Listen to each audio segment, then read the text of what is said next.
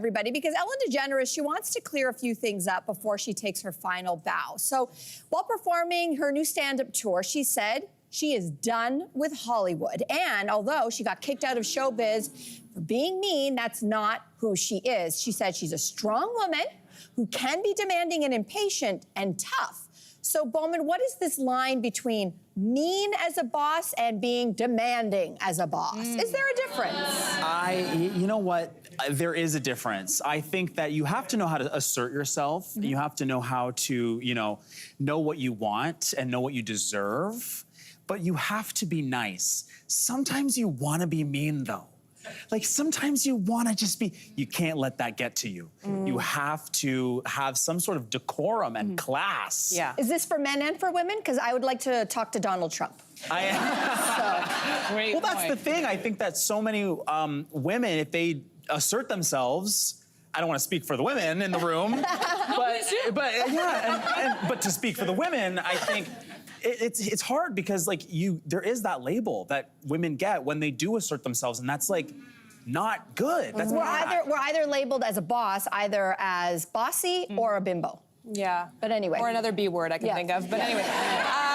You raise an interesting point because I don't know if you guys remember, but Jimmy Fallon quite recently was also called out for having a toxic work environment. He apparently went on Zoom and apologized to his staff.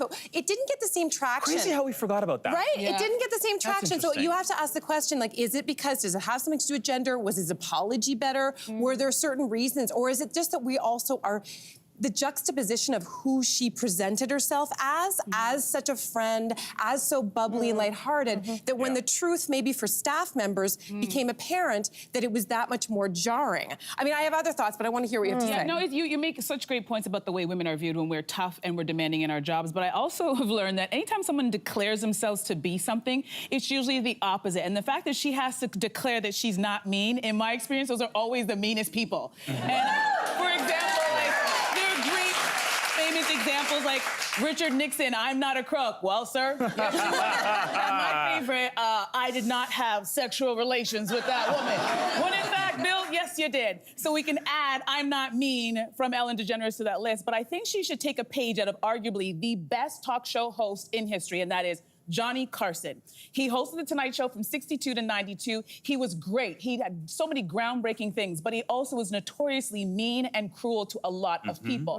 But what he did was when he left show business, he left show business. He did not go on some apology tour about what he did in the past, and I wish that Ellen would do the same thing. No, people have already made up their mind about you. Don't bother going on this tour to tell people what you aren't. They've already made up their mind. Just go away and enjoy all the millions of dollars.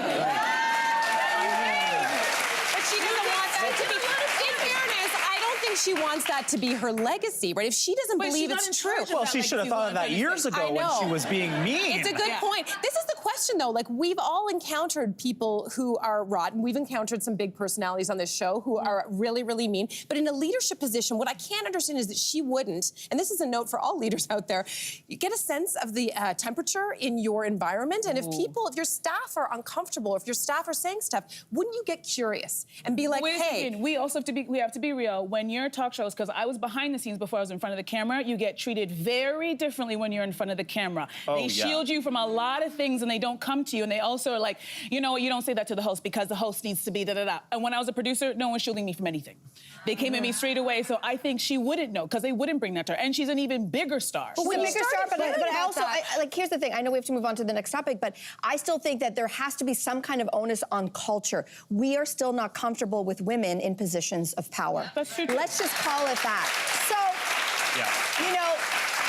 I don't want to invoke her name because the book was problematic, but Sheryl Sandberg's Lean In, for all the problems that book had, the one takeaway that I remember was likability. The higher a man climbs on the corporate ladder, the more likable he becomes. His power actually becomes something we like in him. But the higher a woman climbs in the corporate ladder, the more we don't like her. Why is that? That's on us. I'll just leave it with this. If there's a toxic environment, it doesn't matter what if you're a leader and you can feel that there's a toxicity, it needs to be addressed. But you also have...